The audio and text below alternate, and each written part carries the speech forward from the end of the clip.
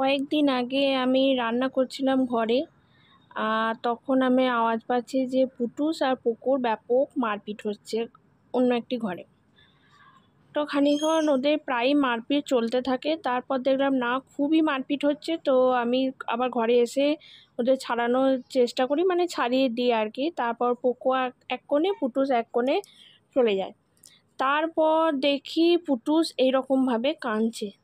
দেখুন, চোখে কীরকম জল মানুষের মতো। আমি আগেও একটা ভিডিও দিয়েছিলাম, তখন অনেকে দেখেছিলাম লিখেছিলাম না ও কাঁদছে না, ওর ঠান্ডা লাগেছে।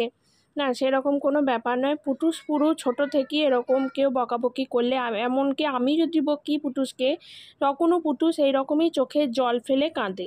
এবং পুকুরও এই অভ্যেসটা আছে। পুকু খুবই কম ব্যাপারটা করে, কিন্তু পুটুসকে একটু না একটু বকলেই পুটুস এরকম কান্নাকাটি করে। এমনকি যদি খুব জোরে ধরুন মেঘ ডাকছে, তখনও মনে করে ওকে কেউ বকছে, আর তখনও ও এরকমভাবে কান্নাকাটি করে, একবারে পুরো মানুষের মতো। তাহলে কে বলবে বলুন ওদের ফিলিংস নেই? ওদের অবশ্যই ফিলিংস আছে এবং ওরা সবটা বোঝে। আমি বকছি কি পুকু বকছে, ও সব কিছুতেই কিন্তু এরকম কাঁদে। এবং আদর করলে আবার সঙ্গে সঙ্গে কান্না ভুলে গিয়ে আবার হাসি হাসি মুখ করে আদরও খেতে চলে আসে। এই হচ্ছে আমার পুটু সোনা নরম মনের পরিচয়। আমার সোনা পুটু ভালো থাকুক, সারা জীবন এরকম থাকুক।